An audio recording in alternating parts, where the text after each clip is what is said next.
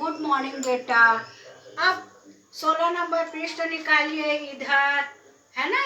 यहाँ पर देखिए, अब यहाँ पर क्या होता है, जब बारिश होती है ना, तो सारा बारिश का पानी पहले कहाँ जाता है, छोटे छोटे नालियों में, नाली से नाला में, नाला से बड़े नाला में, और बड़े नाला से नदी में जाता है, और नदी के बाद कहाँ जाता है, समुद्र में जाता है।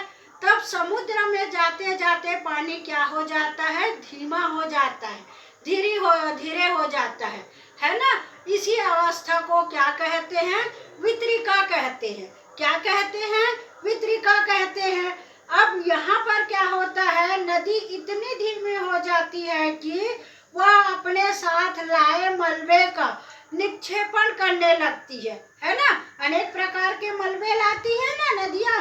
अब वह प्रत्येक वितरिका अपने मुहाने का निर्माण करने लग जाती है ना। और उसके बाद वह अवसाद के रूप में संग्रहण से क्या बन जाता है, डेल्टा बन जाता है। ये देखो यहाँ पर, है ना, क्या बन जाता है, डेल्टा बन जाता है। इस प्रकार से नदी अपना गति करते रहती है। अब उसके बाद देखिए समुद्री तरंगे, ये देखिए, अब उनका कार्य देखिए। यहाँ पर ये समुद्री गुफा है ना, और यह क्या है, मेहराब है, और यह क्या है, स्टैक है ना। अब हम लोग क्या कहते हैं, जैसे समुद्री तरंग कंपन अभी हुआ था कि नहीं हुआ था, बताई थी ना। वैसे ही समुद्री तरंग के अपर्दन एवं निरपेक्षण से तटीय स्थलाकृतियां बनाते हैं, है ना। समुद्री तरंगे लगातार सैलों से टकराती हुई आते जाती है, जिसके द्वारा विकसित होकर वह समय के साथ साथ क्या हो जाती है, चौड़ी हो जाती है। ये देखो यहाँ पर चौड़ी हो जाती है कि नहीं, हो जाती है। इसी को हम क्या कहते हैं, समुद्री गुफा कहते हैं। क्या कहते हैं, समुद्री गुफा कहते हैं। इन गुफाओं में बड़े होते हो जाने पर केवल छत ही नहीं बनता है, इनके तटीय मेहराब बन जाते हैं। ये देखो यहाँ पर इनका तटीय मेहराब भी बन जाता है। लगातार अपर्दन से छत को भी तोड़ देता है ना। और उसके बाद केवल दीवारें बचती है। दीवारें जैसे इन आकृतियों को हम क्या कहते हैं, स्टैक कहते हैं।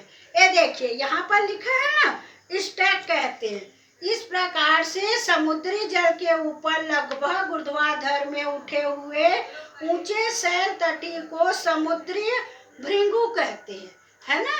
अब समुद्री तरंगे किनारों पर अवसाद जमा कर समुद्री पुलिन का निर्माण कर देती है। किसका निर्माण करती है, समुद्री पुलिन का निर्माण करती है।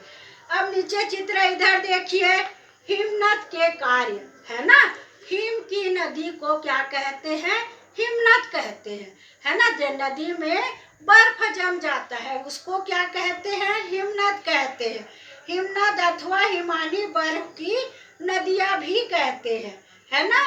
नदी हिमनद गहरे गर्तों के निर्माण करते हैं। पर्वतीय क्षेत्र में बर्फ पिघलने से उन गर्तों में क्या हो जाता है, जल भर जाता है, और वे सुंदर झील बन जाते हैं, है ना। क्या बन जाते हैं, झील बन जाते हैं। हिमनद के द्वारा लाए गए पदार्थ जैसे छोटे छोटे सैल, रेत, तलछट, मिट्टी आदि पदार्थ रहते हैं, वह हिमनद हिमोड़ का निर्माण करता है। किसका निर्माण करता है, हिमनद हिमोड़ का निर्माण करता है। अब इधर देखिए पवन के कार्य। ये देखो पवन, है ना। पवन माने हवा।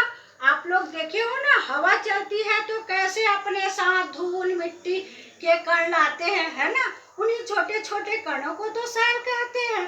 आप लोग देखना रेगिस्तान में क्या होता है, बड़े बड़े पहाड़ जैसे बन जाते हैं। किससे बनते हैं, बालू से। किससे, बालू से, रेत से, है ना। उसको क्या कहते हैं, बालू टिब्बा कहते हैं। क्या कहते हैं, बालू टिब्बा कहते हैं। हवा के द्वारा उड़कर ऐसे पहाड़ियां बन जाती है रेत के, उसे क्या कहते हैं, बालू टिब्बा कहते हैं। इस प्रकार से रेत का ढेर बन जाता है हवाओं के द्वारा, पवन के द्वारा, है ना। इसे लोयस कहते हैं। क्या कहते हैं, लोएस कहते हैं। चीन में विशाल लोएस निक्षेप पाए जाते हैं, है ना। इस प्रकार से यह बालू टिब्बा कहाँ बनता है? रेगिस्तान में।